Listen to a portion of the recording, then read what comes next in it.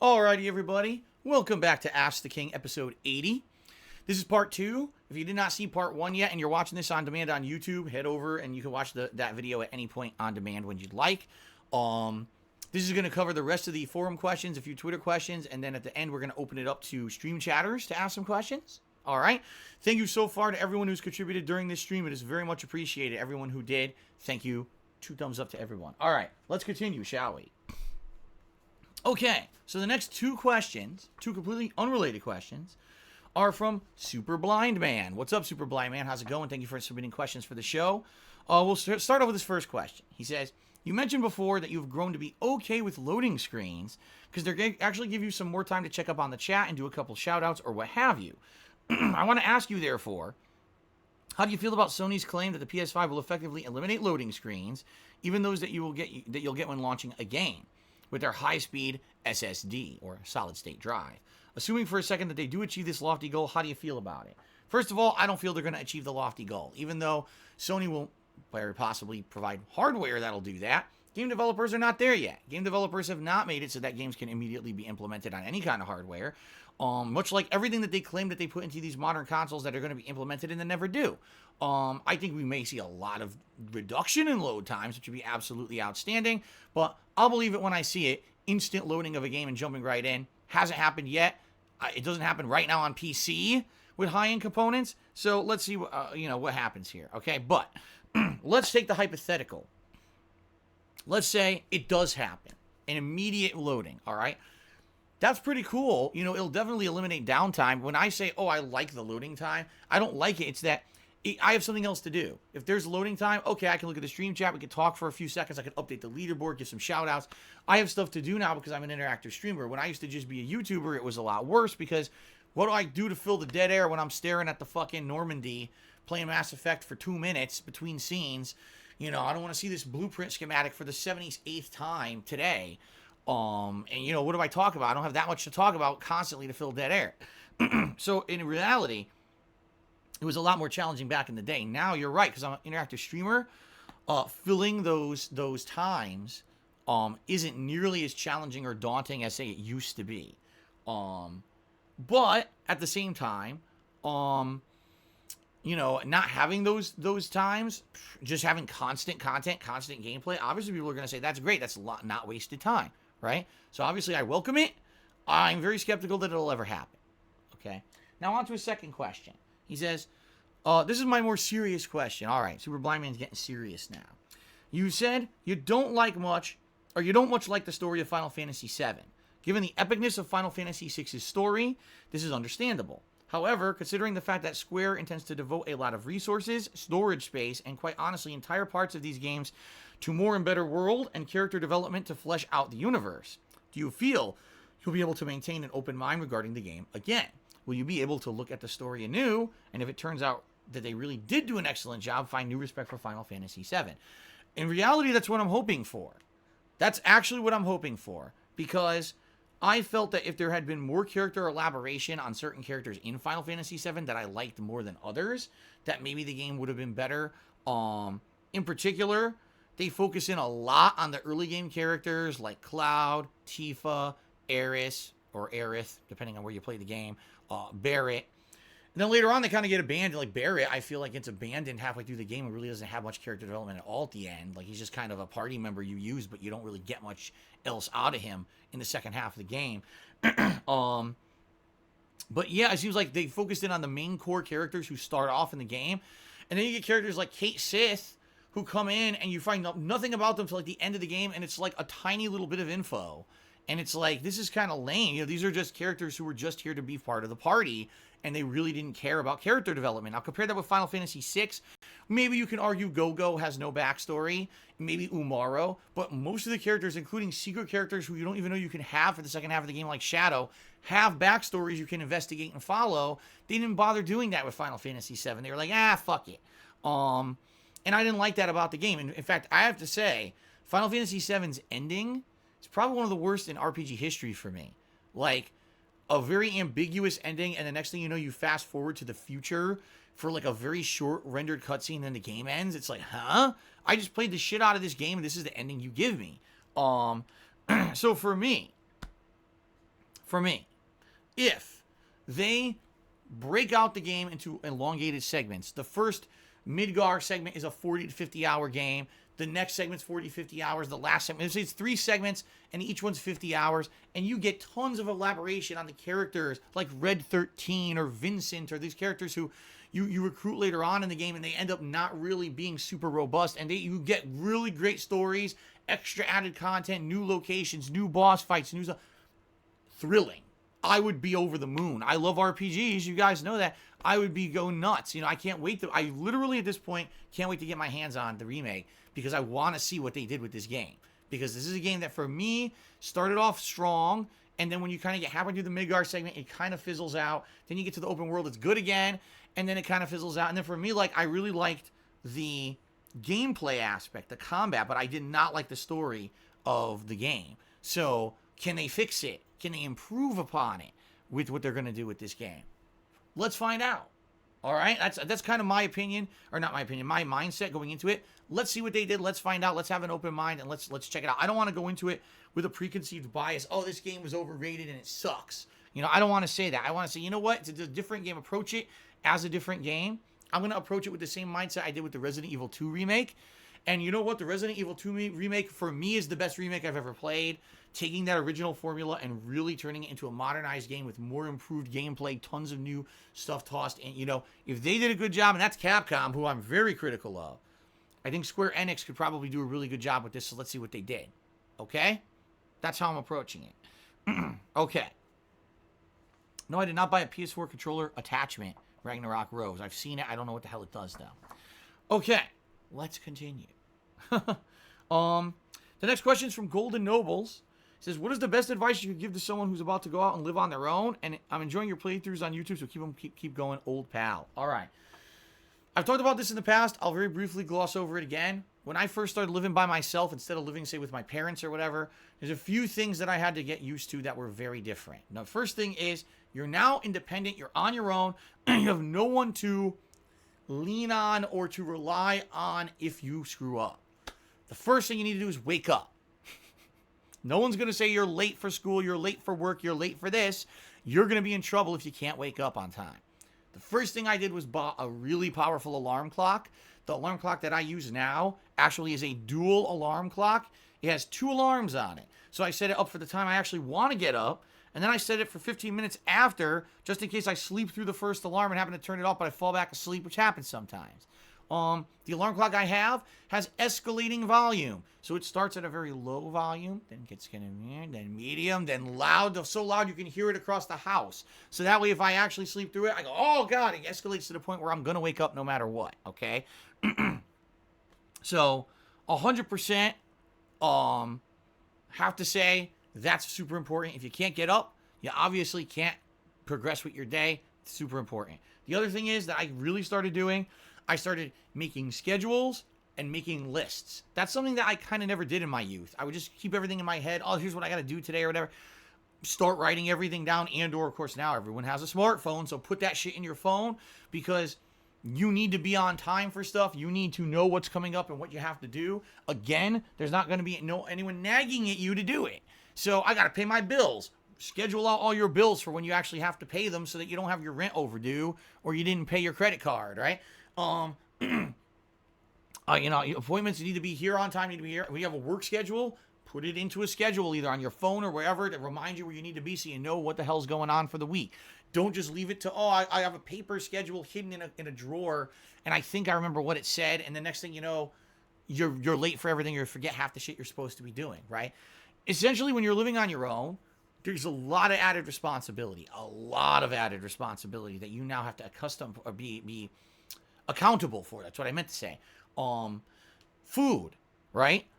Even as easy as it is to say, I'm just going to get fast food, don't do it all the time. You got to get stuff that you can make that's quick, easy meals that you can make for yourself. That's not a lot of cleanup and not a lot of work, but are much healthier than just eating fast food all the time. I've been there. I ate fast food all the time. It's the most unhealthy thing you can do. It destroys your body. Don't do it. Geez, there's just so much, since you're now on your own, be sure that you know what you're doing and you know about your neighborhood. You know what I mean? Like, you could think somewhere is safe and it's not. don't put yourself into situations when you're living alone where you could be followed home, or, you know what I mean, you could get held up. You got to basically try to, you know what I mean? And I've lived in places where it's been like that, where, man, if I'm not careful, some asshole could try to, follow me, hold me, break in my place and rob my shit. You got to be very careful and very diligent about that stuff, okay? Especially if you're by yourself, you don't have roommates or nothing, you're going home by yourself. That's big potential for problems. Gee, I mean, I could sit here all day and give you tips, If you had specific questions and you ever want to direct them my way on a stream, go right ahead. Go ahead and direct them my way and I'll let you know. And go for it, okay? All right? All right. Let's continue on. The next question is from Hans Sala. And Hans Sala says the following. I am noticing many people in my university call students with high GPA intelligent students, and students with low GPA stupid students. I definitely don't agree with these shallow judgments. I'd like to hear your thoughts about these arguments and what makes a person intelligent in your opinion. Well, Hans Sala, there's different kinds of intelligence. There's book smarts, there's street smarts, and there's common sense. Okay? That's what I feel. There's three core kinds of intelligence that humans can have. Book smarts is the ability to literally memorize. Okay? Sit there and read a book and memorize. Memorize an equation. Memorize a list of stuff. Memorize spelling of words. Memorize times and dates. You know what I mean? So you're in a history class, and I memorized everything, and I took the test, and I got every date and person right. You know what I mean? That's straight up book smarts. You actually don't have to have any practical application of anything that you memorized, but that's book smarts, okay? Then there's street smarts. Street smarts are things that you learn in your life through application, meaning you may not know, like I just said, what's the best time to go through a certain neighborhood, because maybe at night that neighborhood gets bad and there could be criminals or gang activity. But it's your street smarts that let you learn about that so that you know not to go through there and get robbed at night, right? That's street smarts. Or, oh my God, what do I do if I lose my wallet? Well, what's the next step, right? What do I do if my tire blows up on the road? How do I get my car properly to the side of the road? How do I change a tire? Or how do I find a way to call someone who could change a tire or bring me a tire or tow my car? That's kind of street smarts. That's stuff you learn in application of your life. You're not just going to sit there and memorize a list of information. It's stuff you're going to learn through doing and living it, right? Then there's common sense.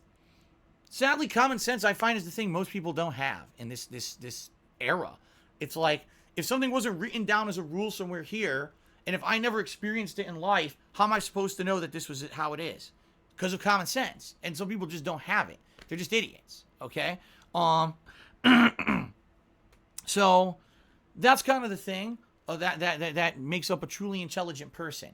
I would say 9 times out of 10, when you're talking university or school, you're talking book smarts. You're talking someone had the ability to sit down and memorize and reproduce that memorization of that information in a test form or an essay form, wherever the hell it was supposed to be.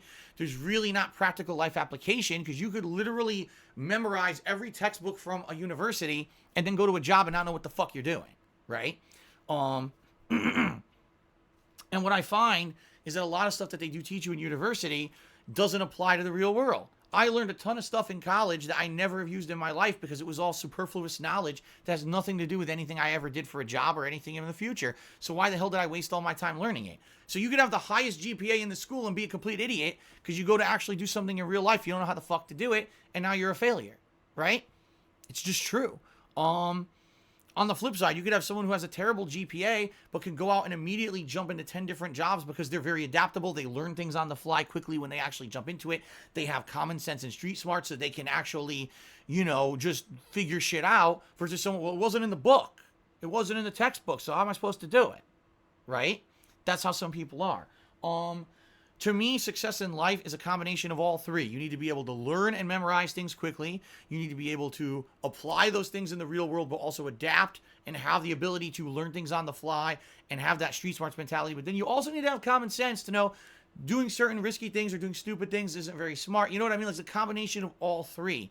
And schools don't do a good job of teaching that at all. At all. Why is it that when you go to university, you don't learn the first thing about paying rent, mortgage, credit cards, nothing. none of the things you need to do immediately when you become independent and get a real job and everything, do they teach you in university. They give you the tools to learn the basics of a job, but they don't tell you anything about real life. Why the fuck is that? Why do we have superfluous fucking, courses in university? I had to take a Native American studies course. And all this course was a guy who had Native American heritage in him, sitting there every day, babbling. He didn't teach us a damn thing, and every test was just taken out of a book that we had to memorize. I came out of that course learning absolutely nothing about Native Americans. It was a complete waste of my fucking time. Instead of that, why the fuck didn't I just have a course about finances so I knew how to pay my bills when I got out of college? But they don't do that because they don't care about practicality. They care about making money. You know what I mean? So give you a bunch of crap courses you don't fucking need, and everyone has a giant GPA and gets out of college, doesn't know jack shit about life. So, I don't, if people in your university are like, oh, if you don't have a high GPA, you're a dummy. Fuck off. Guess what? The people with high GPAs, are they also busting their ass? Because this was my situation. When I was in university, I had to work full time in order to pay for university. I had loans that I had out that I had to pay for and bills. So, me working meant that I couldn't do a lot of the extra stuff that the people with a high GPA were doing to get that GPA. So should I consider myself stupid because I had like a middle of the road GPA in university because I had to actually work and have real life experience and practical application of life skills? No. In fact, it's the complete opposite. More than likely, I was able to adapt and do more things in life than those idiots were when they came out of college and didn't know shit about anything. But that's how they judge you in college. A lot of people, especially depending on what university you're at, it's all about GPA and stuff, right? So, that's my take on it anyway. Okay, continuing on. Richie7 asked the following. He says, early in your career, you shared your entire life with your audience. What were some of the reasons that you decided to be so open when you actually started?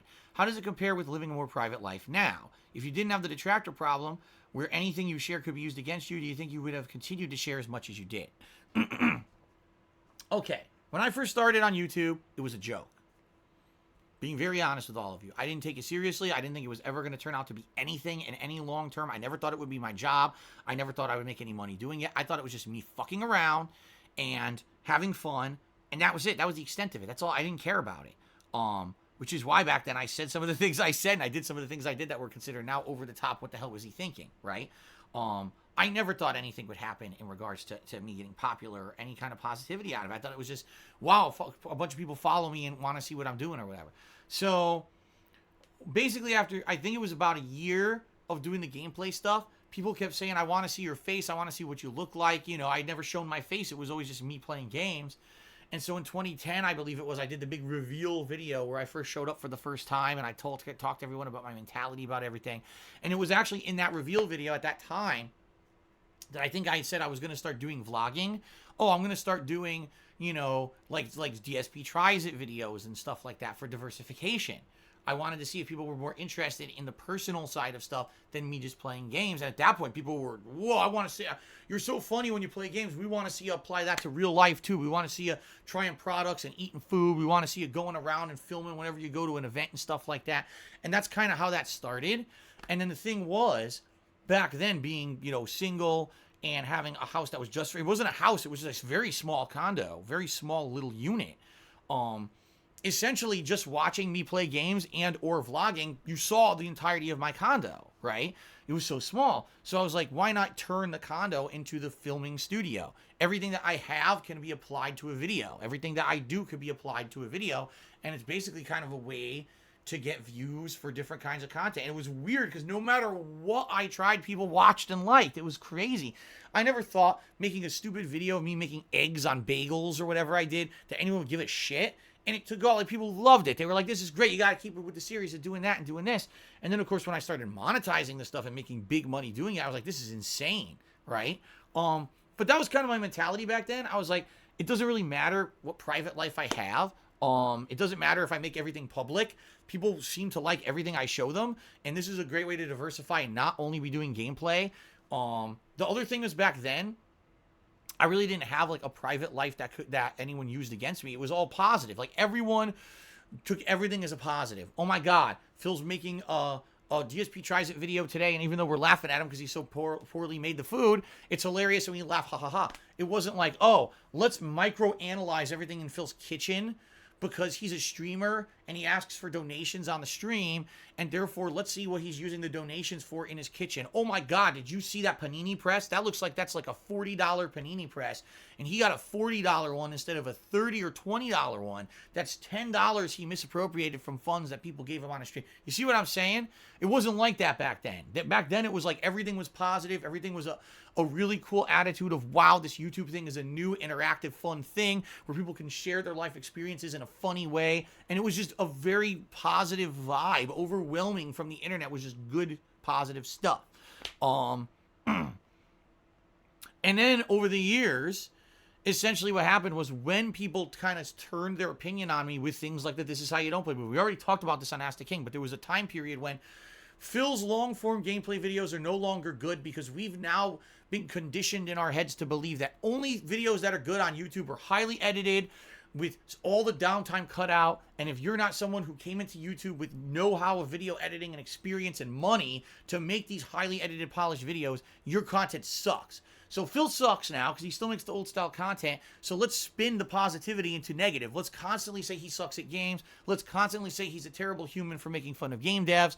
Oh, by the way, look at all the shit that he's revealed of his personal life over the years. Let's make fun of him for that. And every little thing he does, let's make fun of. Now, the thing is, at the same time all that negativity was coming up, I had already had a long-standing series like DSP Tries It or vlogging when I went out and stuff. So I continued to do those and tried to ignore the negativity, but it just grew exponentially over the years. So this whole thing of, wow, anything I put out is positive and everyone likes it, became, wow, everything I put out, everyone just shits on constantly. You know, it was a complete almost 180 of attitude from the common viewers on YouTube. Not to say I didn't have my hardcore fan base. I absolutely did. People who've been supportive to me over the years and basically saw through the nonsense that people were saying and doing in regards to me. But you see what I mean? It was still so negative with that disgusting toxic cloud that started to form. Okay. So, continuing on with your question here. The reasons I decided to be so open was because I felt there's nothing to hide. You know, I never thought in a million years that people would use anything from a video like a vlog in my place, use it against me as a negative. At that point, when I started doing that stuff, no one was doing negative stuff towards me at all. It was quite the opposite. It was overwhelmingly positive feedback from the internet. Do more, share more, we love it. Okay. How does that compare with having a more private life? Well, being very honest with you guys, what happened was when the negative stuff started happening, I ended up becoming kind of almost like what's the paranoid? What is it today that someone's going to say about something I did in a video yesterday that's going to come back to bite me, right? What is it going to be the next thing that someone spins as a negative, toxic, stupid piece of shit story to get clickbait views on YouTube? And that's really what it became, was what ludicrous thing comes up today. And now that I have a private life and I don't show you my house and I don't tell you about a lot of the behind the scenes stuff that my wife and I do, and, you know, we just have our own life off of the internet, we don't have to worry about that shit when I'm off stream. It's like when I'm off stream, I'm disconnected. That's it. Now it's time for private life, and it's much better than, oh, immediately everything else I do has to be connected to the internet. And that's why I told you guys, I'll say it again, that's why DSP Tries It is not ever going to resume. Because the most frustrating days were when I had to come to stream for 4 or 5 hours, off stream, but now I got to rush out, buy food, film, edit, upload, stream again. Like the whole day was fucking work. Where was my life? I had no real life there because it was all share everything constantly. Everything was 100% for YouTube. I can't live like that anymore. You know what I mean? That was crazy how much I was dedicating and how much I was putting into it. Just for it to come bite me in the ass later on anyway with the shit that people would say and do. So really that's the difference, is I don't have that constant paranoia feeling anymore.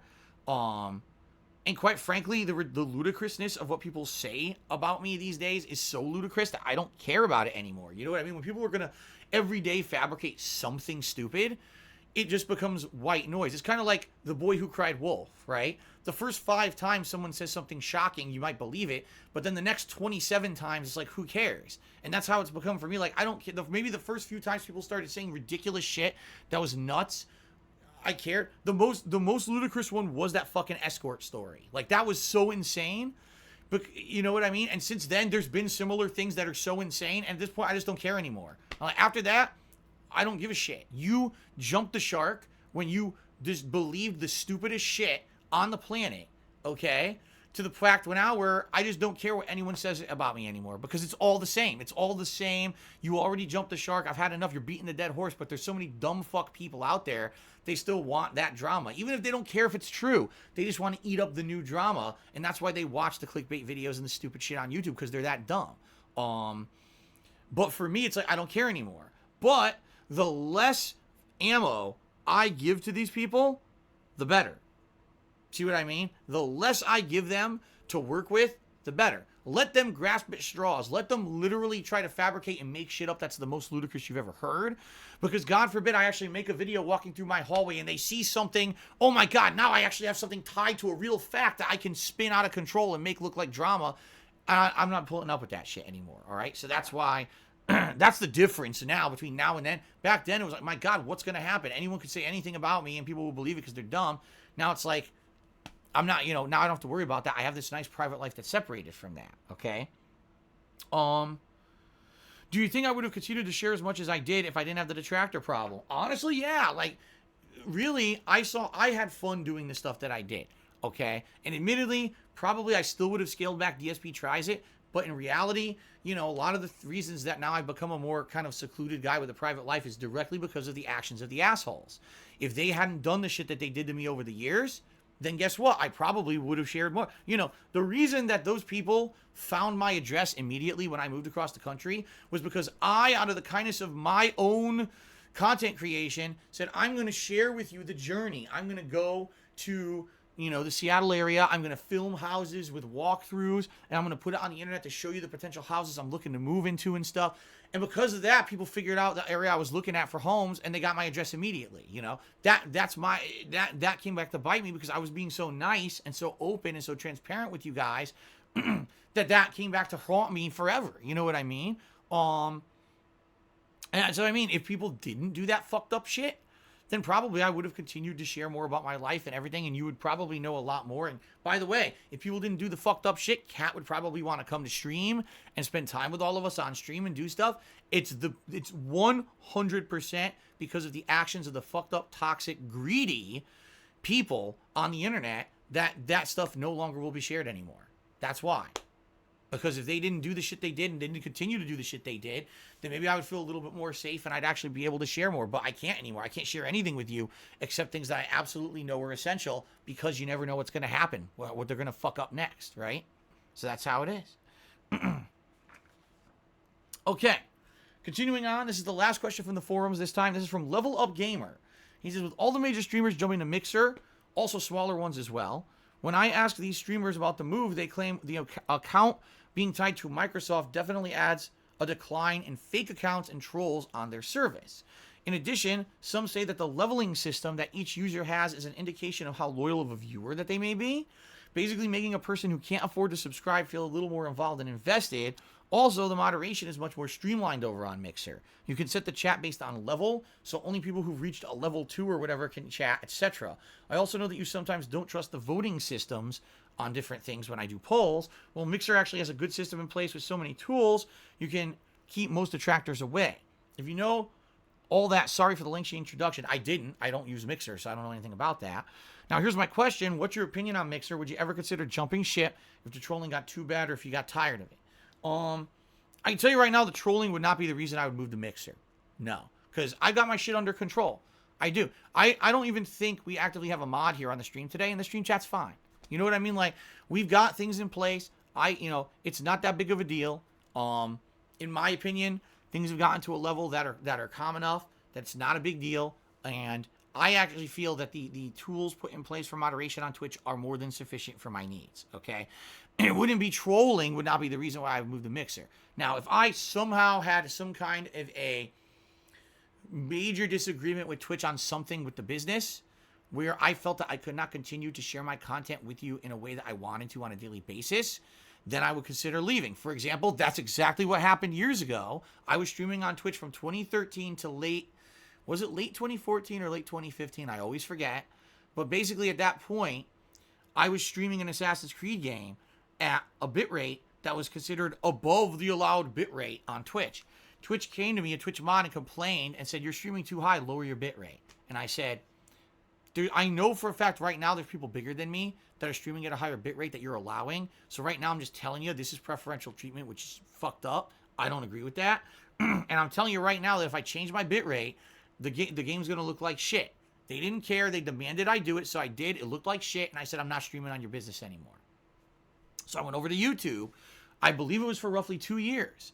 And on YouTube, I was able to stream at any bitrate I wanted, okay? And that was fine for 2 years, except that YouTube didn't have many ways to really make any kind of profit on a stream, which at that point I didn't care about because I was still making enough ad revenue on YouTube to I didn't care about the streams being monetized or anything. That was a different era for sure.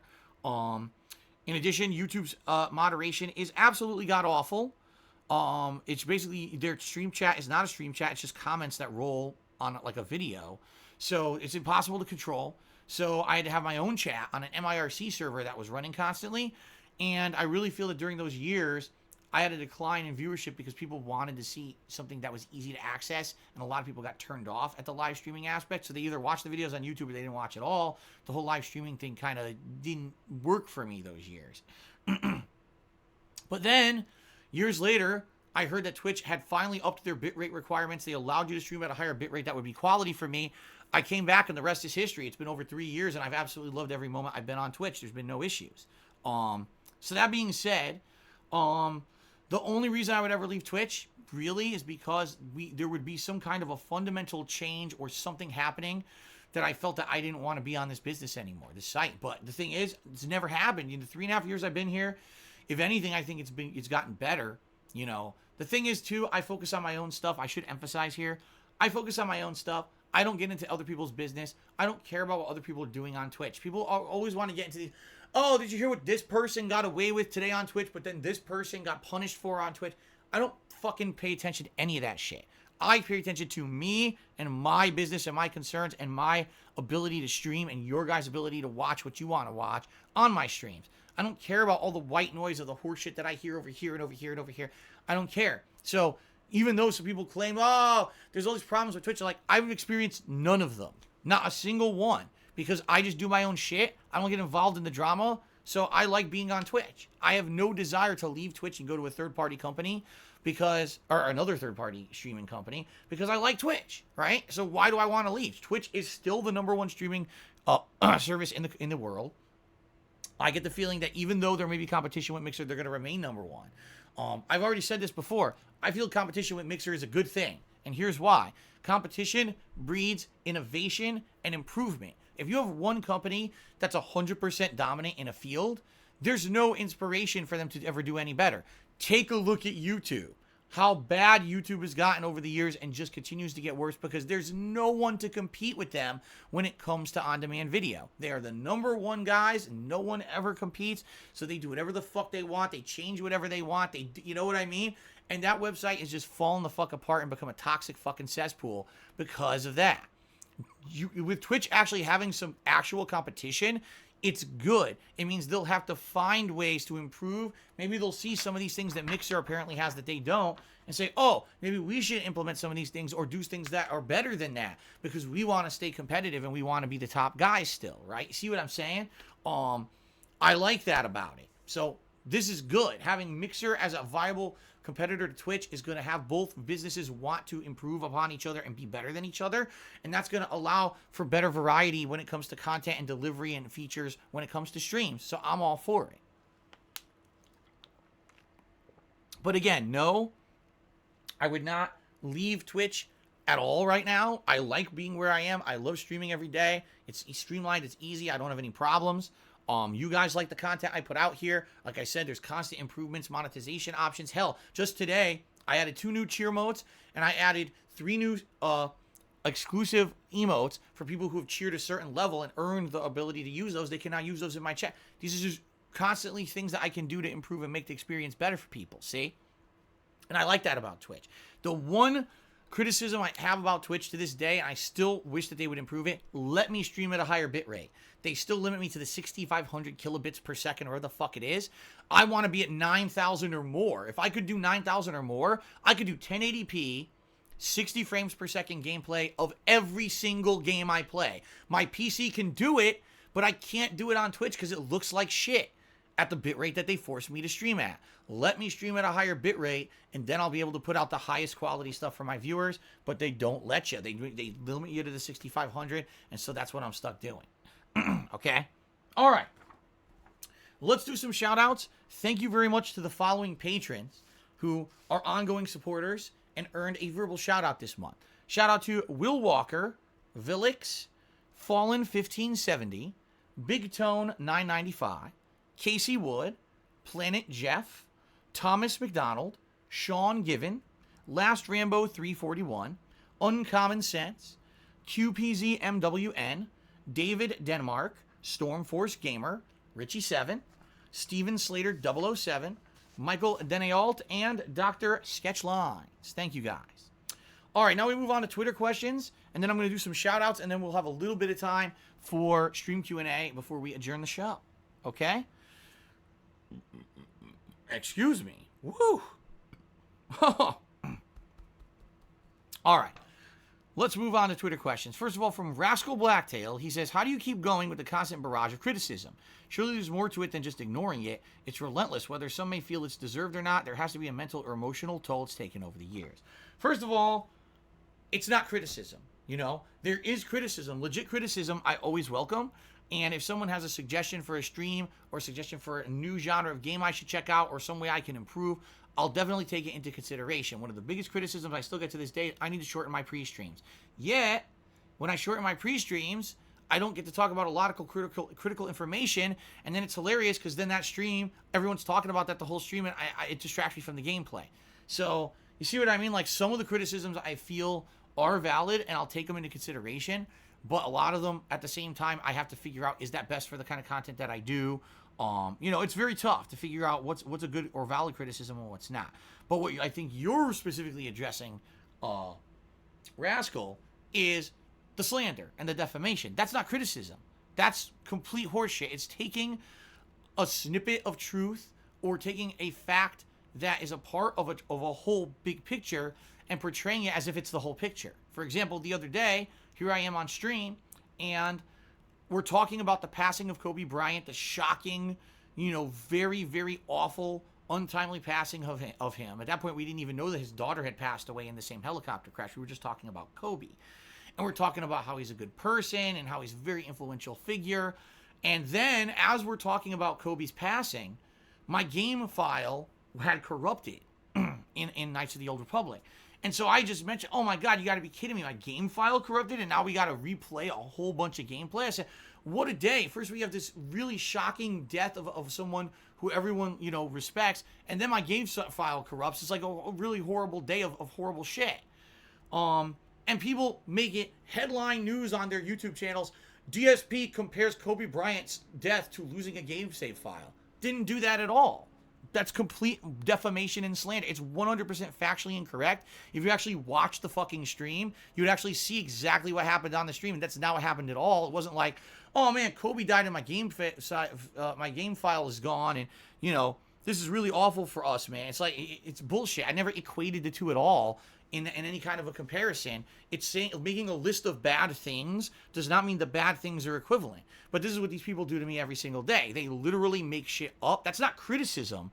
That's slander. That's defamation. That's illegal. To do that, to misrepresent something, to make it look like something it actually wasn't, is actually illegal in the United States of America, and people who do it can be sued for it, okay?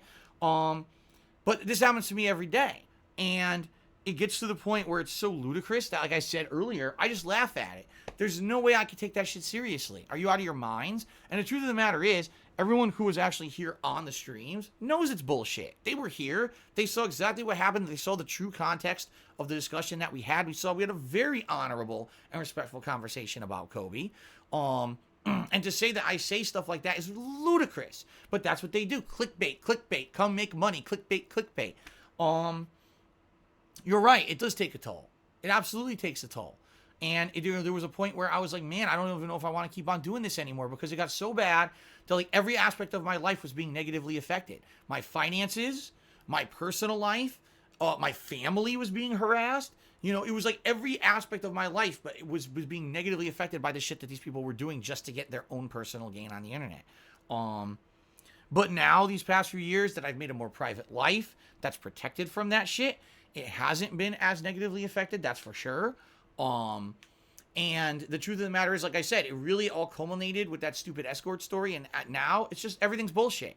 Everything that they say is just bullshit. I just don't even care anymore, because why am I going to care about the most ludicrous shit that they just make up on a daily basis for themselves, when I know I could just push forward positively, and I know that my true fans are going to come and not know. They know that stuff's fake anyway. They were here, right? So they know that that shit's bullshit. They know not to believe these insane, slanderous, and defamatory stories.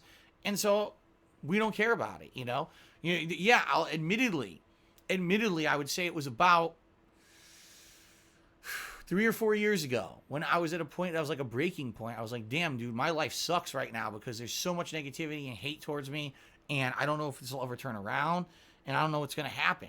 I would definitely say in the last year, things did turn around. In the last year, public opinion against me, even though people still say I'm a lol cow or whatever, it's not like to the point where, oh, let's destroy his fucking life and ruin him forever. It's more like, okay, let's laugh at some of his misadventures, but understand this guy is unfairly treated on a daily basis by a bunch of stalker shitheads. Okay? That's good. That's a step in the right direction, right? So I'm happy with that.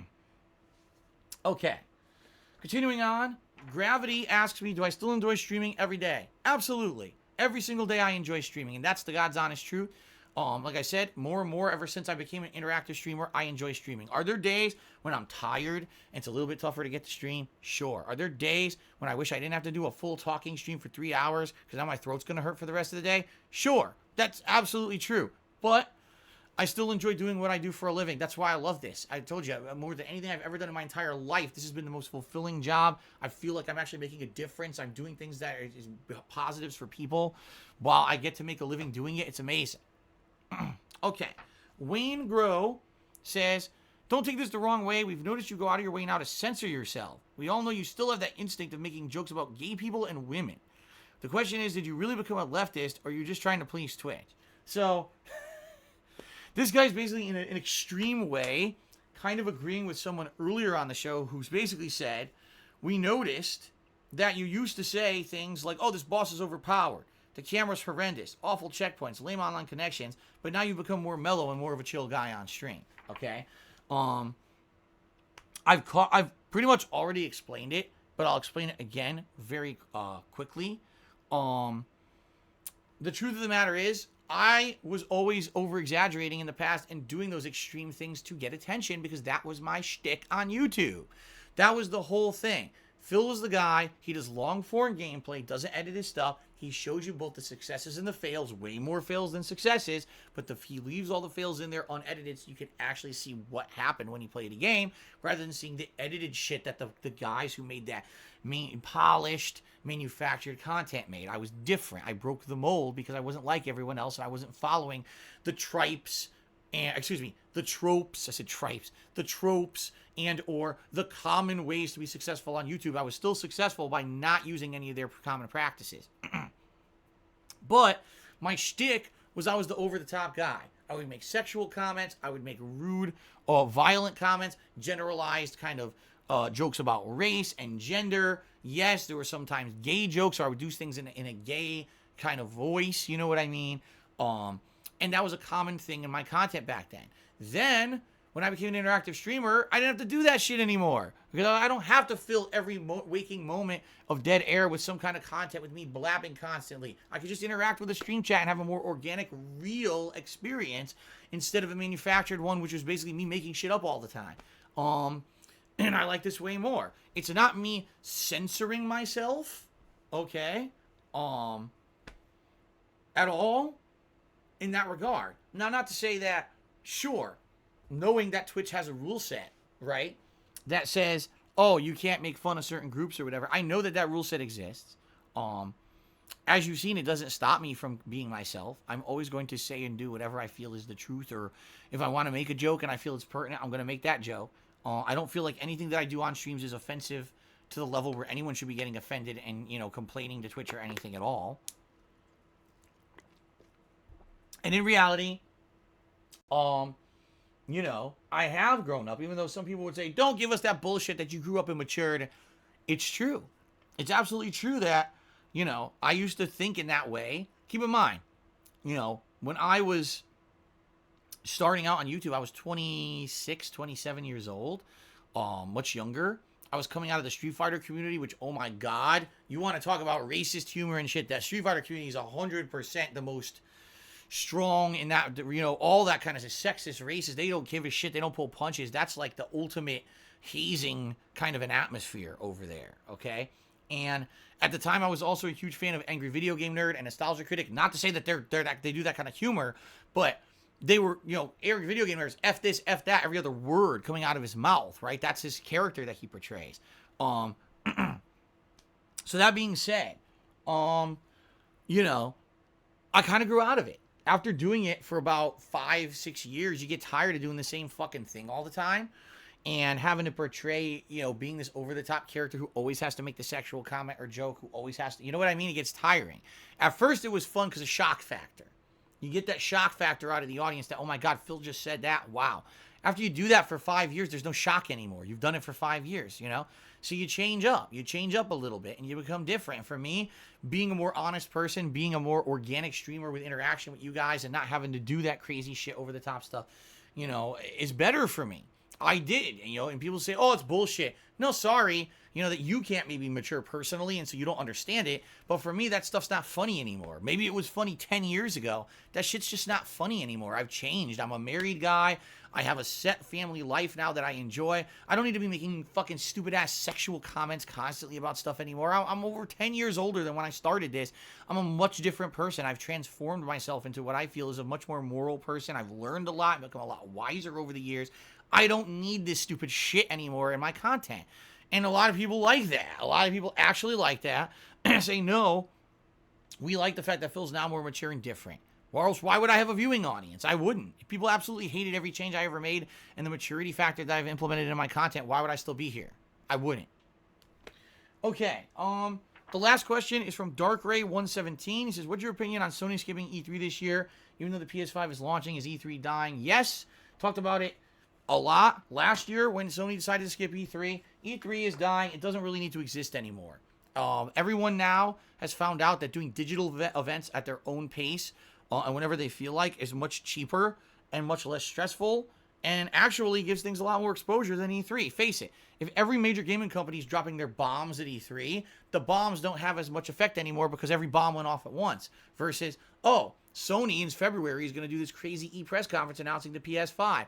Nintendo does a new direct every couple of months that drops all their new content. You know, and these are just specific events just for those people, or just for those companies or publishers. Gives a lot more emphasis, in my opinion, than, oh, E3 where everything happened at once, right? In addition, sadly, E3 wanted to make more money, got incredibly greedy and bloated, and said, we want to open our show. It's no longer just a trade show where journalists can come and interview these companies that are showing off their games, and then the journalists can spread that information to the world. It now became, everyone can go to E3. Everyone just buys a ticket. They're all insanely expensive.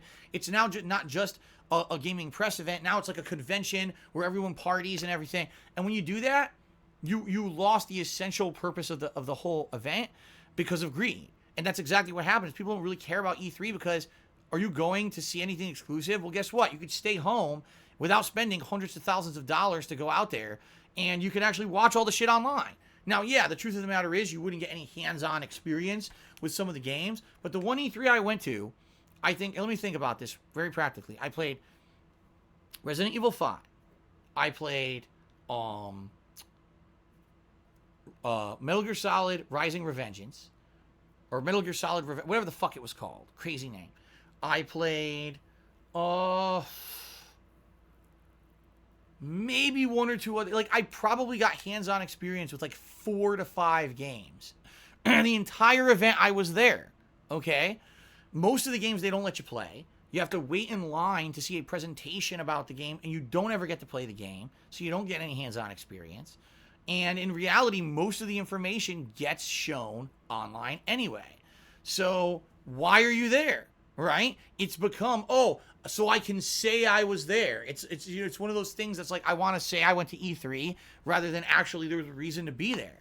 And it's expensive as shit. All the hotels around there are overpriced. All the transportation is overpriced. All the food is overpriced.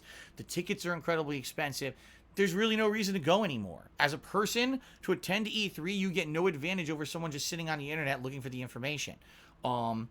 So can you imagine, as a game creator or publisher or company, why the fuck do you want to be at E3? I can do my own event, show my own, for much cheaper, do my own digital event, and, we get the same positive effect, right? So what's the point? And that's kind of what I think. Sony is like, fuck this, we're not doing this shit no more.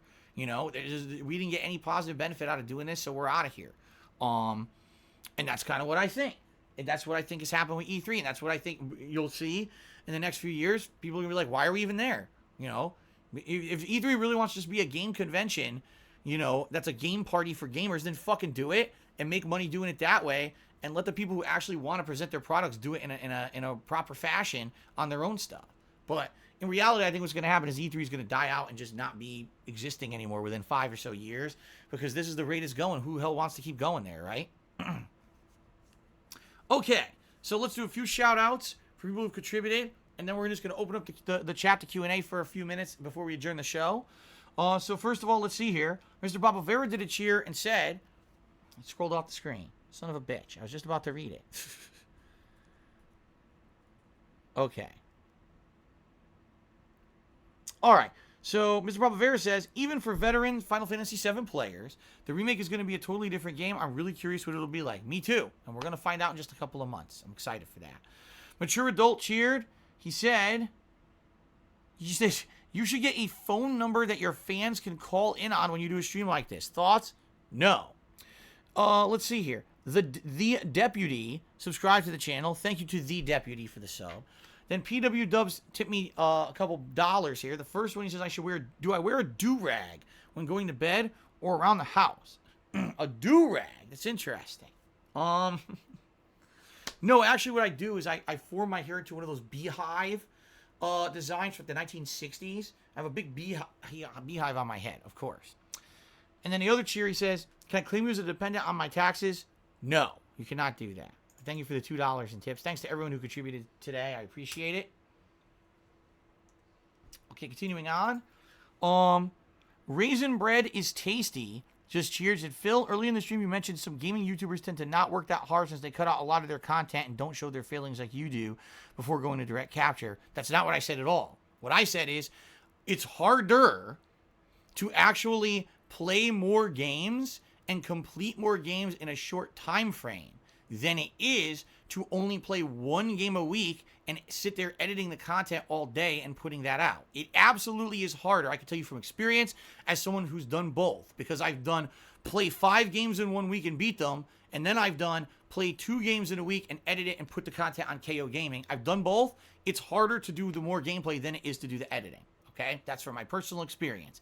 I'm not saying that they don't do hard work. In fact, like I said, if they have the education, if they have the money and the means to make those stylized videos, it is hard work to make them like that. But that's not as hard as just sheerly completing the amount of content that I did over the years. That was tougher, okay? Now, continuing on what you're saying, do you feel it's fair to generalize all YouTubers based on the actions of a few lazier ones? No, and I never did. You didn't hear what I said properly. The Italian Crow tipped $1 and said, Ciao, Phil. Mi sto godendo lo spettacolo. Thank you very much, Italian Crow, for the $1 tip. I appreciate that. Okay. Christian Knox resubscribed to the channel for 5 months. Says thank you for comedy since DSP Gaming Classic. You're welcome. Thank you very much, Christian Knox. I appreciate that. Lemonade Sparkle did a 100-bit cheer and said, oh, here we go. I love wrestling and I love gotcha. So apparently they're still going on with this fucking meme that apparently I play gotcha games. Whatever. Thanks for the cheer. Free for All Cast did a 50-bit cheer. He says, you literally have over 2,000 live viewers right now. Whether these detractors would admit it or not, they love to watch you. Haters, detractors, fans, and the curious. You demand an audience. Most streamers with 2,000 viewers get more. You deserve more. You're right. Every viewer that's on one of the illegal restreamers is my viewer. They're watching for me. If I didn't exist, they wouldn't be watching that person who's restreaming me right now. 100% that is mine. It's sad that sadly these idiots who break the law every day get money on my behalf for ripping me off, but I don't have any means to really do anything about it because I'm poor and I don't have money to sue the fuckers. So there you go. Free for all cast cheered again, and he says, Yoshi World Order wants me to ask you to compare and contrast Yoshi's Island to Super Mario World.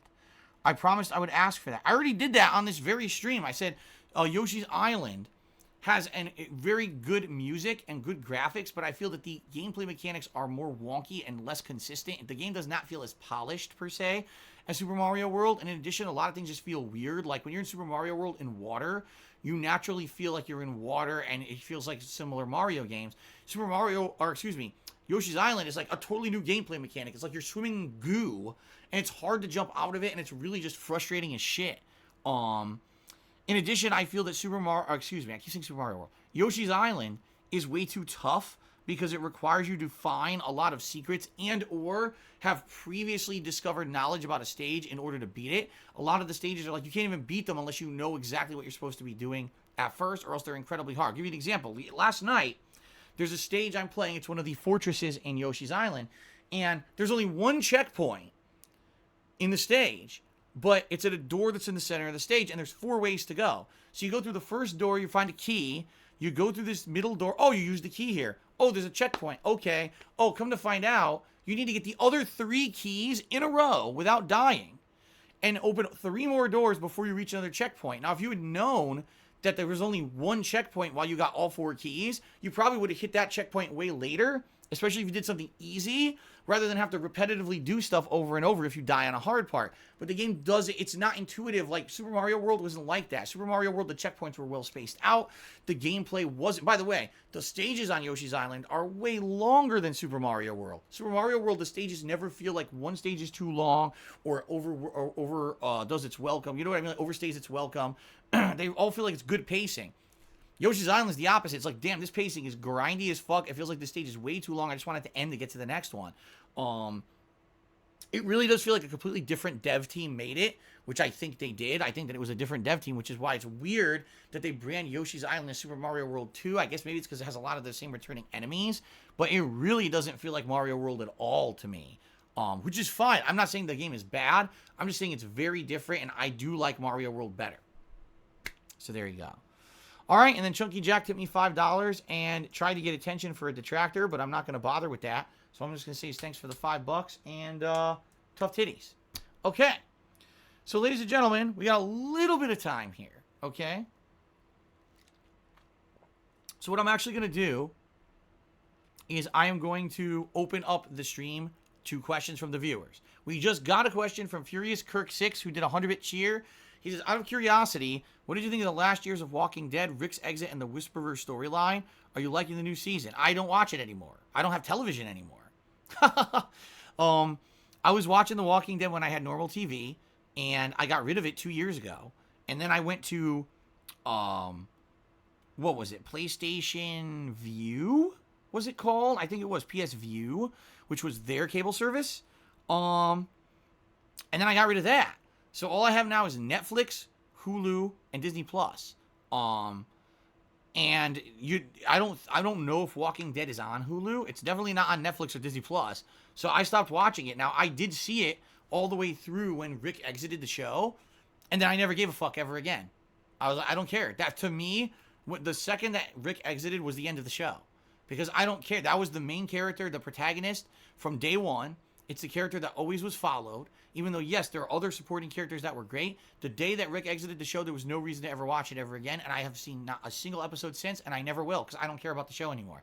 The show basically overdid its welcome. It destroyed the entirety of the Negan plotline by making it so fucking drawn out, I didn't care about it anymore. And that's my opinion. I'm never going to really care about the show ever again. So, sorry, I can't really answer your question legitimately, but that's the only thing I can say. Okay? Oh, that's right, Polish Frog, I did. You're absolutely right. I canceled Netflix. Now I just have Hulu and Disney Plus. Those are the two television services that I have. I don't have Netflix anymore. I haven't had it since September, October. Basically, right before Disney Plus came out, I canceled it. So, what do I think of the boomer meme? I don't really care either way about it. I don't care about it.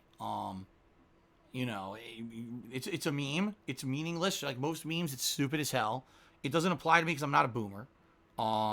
But you could say, okay, boomer, meaning, okay, old guy who's not in the same mindset as us because we're a younger generation. I guess that's fine. I understand what you're saying then. And I am. I'm 37 years old, and I know that I'm older than probably most of my viewing audience. So I guess it's fine. I don't really care. No, I did not watch The Mandalorian. Maybe I will one day. I have not seen a single episode of it. Judgment or Yakuza 6? Judgment. Judgment was like one of my favorite games of last year by far, and I liked it more than any of the recent Yakuza games. Do I talk in circles when I lie? I have no idea. I have no idea. First of all, if you're trying to sing, gee, I wonder, Phil's talking in circles. Does that mean he's lying? Is this a mannerism of his that we may have noticed on stream? No, because I'm not lying to you guys, so I don't know. If and when I lie, I would have to say, no, I probably don't talk in circles because in reality, I don't lie that often. If I lie, it has to be for a very good reason, like protecting myself and my family. And in reality, if I had talked in circles when I lied about certain things, then people would have caught on to that. Like, for example, let's say, all the time that people were asking me, am I going to get a cat? Are you thinking about getting a pet or a cat? And I just said, no, we don't have one. Then come to find out I had one. I didn't talk in circles back then. You know what I mean? Like, or else, so, yeah, I don't think so. I don't think there's any mannerism or anything that I have or anything like that. Sometimes I get wrapped up in a topic or whatever, and I'll end up talking in a circle. I know it happens, but it has nothing to do with like, oh, that's why tell of when you're lying or anything like that. I don't think so. So, Dynamite Heady did a 100-bit cheer. He said, if you decided not to get into streaming, what did you want your career to be? What field were you interested in? Truth of the matter is, when I was younger, I wanted to do computer programming because that was all the rage. I wanted to be able to program things for businesses and maybe eventually get maybe into game design. But really, I was thinking more about practical things for businesses behind the scenes and stuff. So, yeah, like that's originally what I wanted to do. And then after that, I thought I could get into business at some level, whether it was finance or something else, and that didn't pan out. And then after that, literally, I didn't care. Like, I basically went from job to job that I didn't like and didn't really care. I was only working for the sake of working and making a paycheck, whether it was working for that mortgage company that I worked for, working for Best Buy, working for the helicopter company. Nothing really was a fit.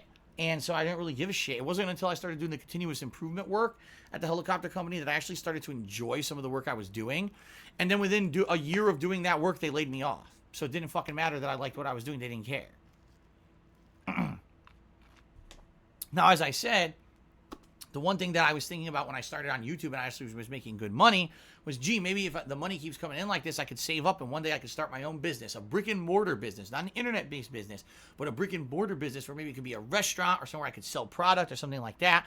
And that way I could have something different from the internet and diversify myself. But sadly, it doesn't look like that's ever going to happen because of my financial situation. So, Jen tipped me $1 and says, in reality, I figured out your goat laugh is a tick. It might be. First of all, I don't really know what you guys mean by goat laugh.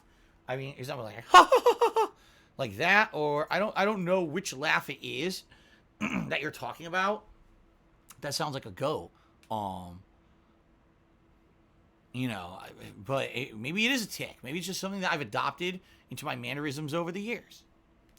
Dark Anakin 1985 resale for 4 months to 4 great months. Thank you very much, Dark Anakin, for the ongoing support. Jasmine Goat, cheers. Any chance we'll see Jasper before you end the stream? Absolutely not. But maybe tonight I will have the door open for Knights of the Old Republic. So if he feels like coming in later tonight, he's welcome. Okay? Excuse me. No. Let's see here. Can't ban my socks says, do you feel having a personal section of every stream dedicated to detractors helps you? It seems like they won if they have a section dedicated to them. Ladies and gentlemen, what I mentioned on my pre-streams is we don't bring up detractor crap because we know they exist and they persist. No matter, there's nothing I can do about it, so bringing it up is negative and it will derail my stream. And that's all we say. It's about, a 2-3 minute segment, and then we move on. If I didn't do that, then by rights, someone could come into the stream and literally just start talking about all the negative shit and be like, oh, I didn't know better, right? That's why we do it. It has nothing to do with they won. What the fuck are you talking about? Am I specifically every day bring up that a particular person and or group of people and saying what they're up to and giving them the attention they want? Fuck no. I'm not going to do that because I'm not stupid. But I am going to generally address it so people know what the rules are. There's a very big difference. But again, as I mentioned previously on Ask the King, there's a difference between, book smart intelligence and common sense. And if you think it's the same thing, you have no common sense. So you're not actually smart. Okay.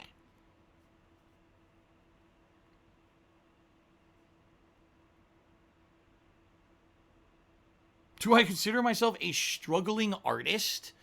I would say a struggling artist is someone who they're very passionate about what they do. They want to keep doing what they do and they feel there's value in it. But for some reason, they haven't found a way to necessarily make a living doing it. They can't monetize what they do to the point where they're safe. They're constantly can't pay their bills. They don't have anywhere to live because they want to do what they do. It's their passion, but they don't make enough to do it. A street musician who really likes playing an instrument but has no venue to do it, so they play it on the street just to get thrown a few bucks a day. That's a struggling artist. Me, the truth of the matter is, my business is profitable, but I am in so much effing debt from the bad choices of my past and the way that people have fucked with me over the years to get me into a bad position financially that, sadly, I'm kind of screwed over because of it.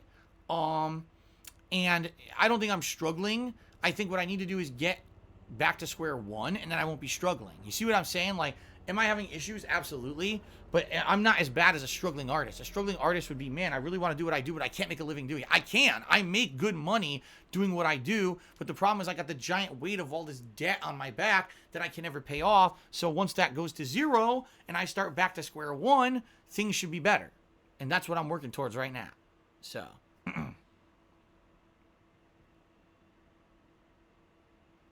I should say thank you very much, guys, for everything. Thank you to the top cheerer of the day, Honest Fan, the top tipper of the day, Silent Bob. Thanks to everyone who did contribute on today's stream. I appreciate that very much. Our subs went up, too. We are nearing the end of the stream. I'm just going to answer a couple more questions, and then I'm out of here, so...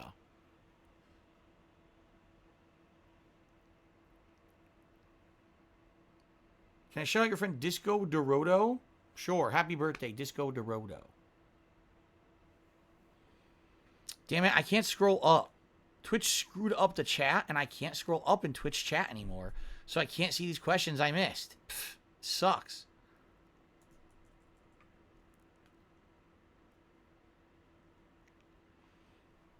Darkside Chris, I've been listening to the stream in the background and playing Scarface. Good luck. Good luck on those drug distribution missions, dude. Vincent says that Dragon Ball is actually going to update.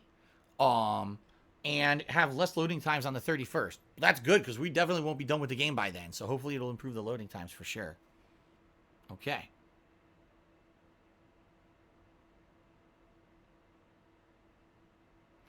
Dcash 2012 says, do I feel that Nintendo will have to release a next-gen console to stay relevant now that the PS5 and Xbox Series X are coming out this year? No. Nintendo has firmly and repeatedly stated they're not directly competing with any of these companies, which is a lie, a blatant fucking lie. They are. But they try to believe that they don't or they're not so that they can have an excuse to say, well, gee, why isn't it funny that PS5 completely outsold all of your consoles in the last 20 years? And Nintendo will be like, but we're not competing. Like, yes, you are. You're in a console market. You're selling game consoles. If some of the same games are on both consoles, you're competing directly. You're just really, really trying to bullshit yourself out of thinking that so you don't think that you're a failure. But no, I don't think that Nintendo's going to make a new console anytime soon. They're still, full speed ahead with this Switch. Probably at least for another 2-3 years, I would think. And then maybe they'll go again. But again, I don't feel that Nintendo's going to go. I would be shocked if in like 1 or 2 years Nintendo announced, we're finally coming out with a console that's super powered. We want to compete with the other guys. We want our first-party titles to look just as good as those great game exclusives over on those consoles. And we've got the highest processing power and everything. That's like against their philosophy of how they run things now. You know what I mean? So I seriously doubt we're ever going to see anything like that. Okay. Furious Kirk cheered again. He said, I'm watching your Red Dead 2 playthrough. Don't have time for all of it. Wanted to know if you ever found the serial killer in the game and when. No, I never knew about that mission, so I never tracked him down. Okay? He says, also note, in Dragon Ball Z Kakarot, you can do beam clashes and special super cutscenes if you break enemy stamina. Yes, I've realized that in the last couple of streams. In fact, the last 2 streams, I each had 1 beam clash. And then last stream, I was guard breaking the enemy a lot. And you're seeing those special, scenes for when you throw out your special moves when that happens. So... Daggy Swerve, right now there is no 2 days a week coming off anywhere in sight. I have to be here every day I can, making as much money as I can, especially with the stuff going on here behind the scenes that I've talked about. There's no way I could be making less money right now, so.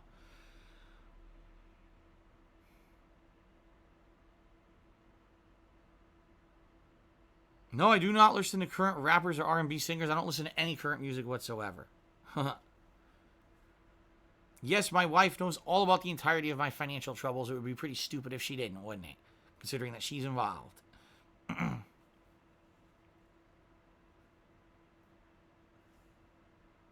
Mark McCauley says, Nintendo sold 50 million Switch consoles and 100 million Wii consoles. That is not a failure.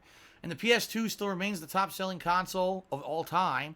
The PS4 was the top-selling console of the last decade, despite the fact that both the Wii and the Switch sold well. The PS4 way outsold both of them. So you can cite numbers out of context as much as you want, and you will still not win in successfully pushing that Nintendo did well. They have not, in the scheme of things, when it comes to consoles. Really, the big loser was the Xbox One. The Xbox One sold very poorly compared to its competitors, which is why Microsoft now tries to hide sales numbers, because they realize that they really are last place right now. What's hilarious is that people will tell me that's not true, which is why the other day I actually took a picture of the actual sales numbers online. You ready? Top 10 selling game consoles of all time. The 10th place was PSP, if you can believe it. The fucking PSP handheld sold 80 million. The Game Boy Advance sold 82 million. The Xbox 360 sold 85 million. The PlayStation 3 sold 88 million. The Wii sold 102 million. There's Nintendo's one major serious console on this list. The PlayStation Original sold 103 million. The PlayStation 4 sold 106 million. Okay. Now we go to handhelds. The Game Boy, which had 400 versions, sold 119 million. That doesn't surprise me. This one actually does surprise me. The Nintendo DS, now this is including every model of the DS, okay, sold 154 million. And the top selling console of all time is the PS2 with 159 million. So, as much as you would like to believe that Nintendo competed, Sony destroyed them this last console generation with the PS4. Crushed them. Okay?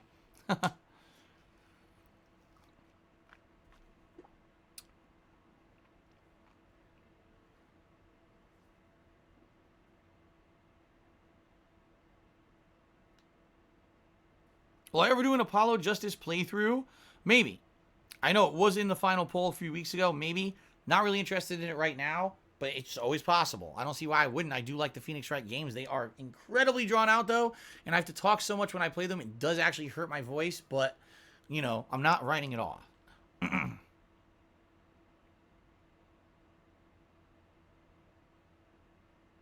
No, I've never even touched the Second Knights of the Old Republic. I know nothing about it whatsoever. Nope.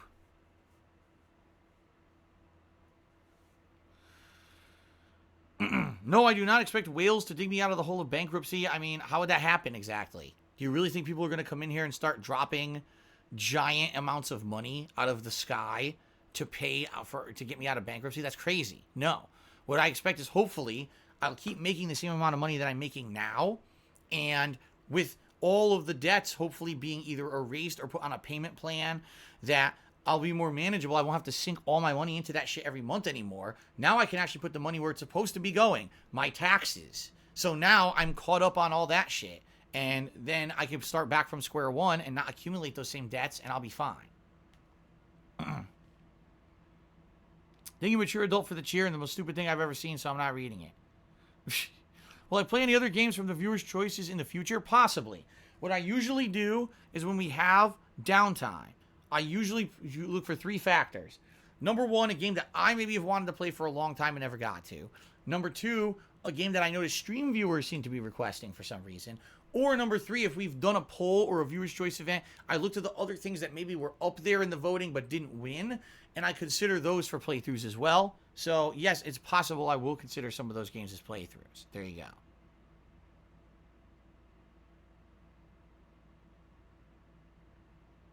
Jade F just subscribed to the channel for 18 months. He said, just came to subscribe. We'll watch the cast on YouTube. Sounds good. We're actually at the end of it. So, you know, good timing just to drop a sub. Good stuff, man. Furious Kirk did 100-bit cheers. He said, since you're done with the show, will you watch the Rick Grimes Walking Dead movies? Have you seen the Breaking Bad movie El Camino? And I'm playing Days Gone. I'd like to know when it improves.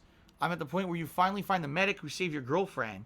Don't know if that's the 10-hour point or not. Okay. First of all, no. Didn't see any of those movies. So I can't comment on them.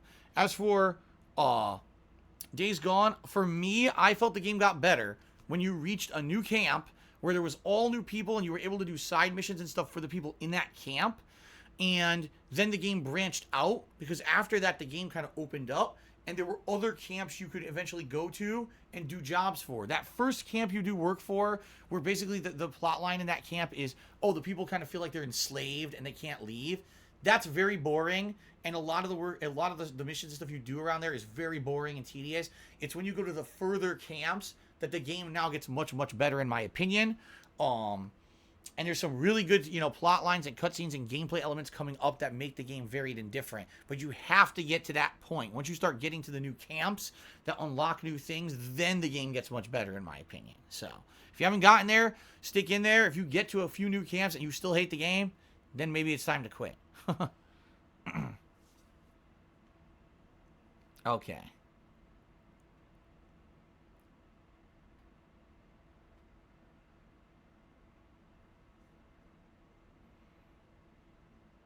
All right. At this point, I think we're winding down. This part's been over an hour and 15 minutes anyway. So, again, one final thank you to everyone who contributed during today's stream. It is much appreciated. Next time around will be late March for episode 81. I feel that we'll probably have way more questions for that one because I'm not doing a podcast between now and then. So please, you know, post up your questions already on the kingofhate.com forums. It's available for you to post up your questions there. In fact, if you're watching this on YouTube, I usually put a link in the description of the video where you can click and go right there and post up your questions for the next show. Thanks to everyone who submitted a question. Much appreciated. Hope you guys enjoyed the show. Thanks again. I'll see you all in 2 months for the next Ask the King. In the meantime, hopefully I'll see you every single day on stream for fun gameplay, okay? For Ask the King episode 80, this is DSP signing out. Thank you very, very much. Have a good evening. I'll see you next time.